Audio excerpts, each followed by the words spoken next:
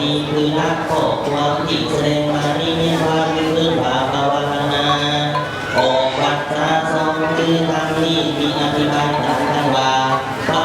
วนาคือเพื่อสอนให้คนอื่นจากเพื่อนตัวนาที่อธิบายมาแล้วทั้งเรื่องคำว่า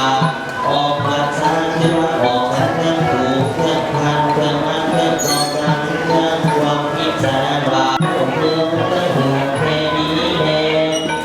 มีทางโน้นโน้นเพียงเท่านี้ก็เองอาชาวะพยาหันเตตาลุอันพิพิธโอสาวะตะสังโฆเยนะโดภะคะวะโตสาวะสริกาลายโยอัมปานาสามาคามาทาสาภาวะตุเตคาลานิมานา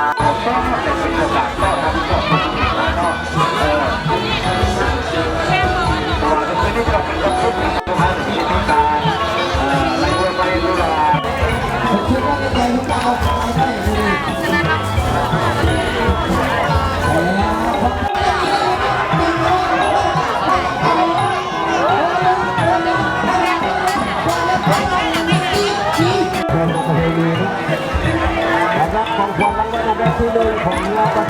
รางวัลที่หนึ่งนะครับเป็นส่วนที่ถูกนำเสนอเดี๋ยวเราจะขอเปลี่ยนเดี๋ยวว่าข้อซีดีเขาจะบอกเปลี่ยนแล้วครับ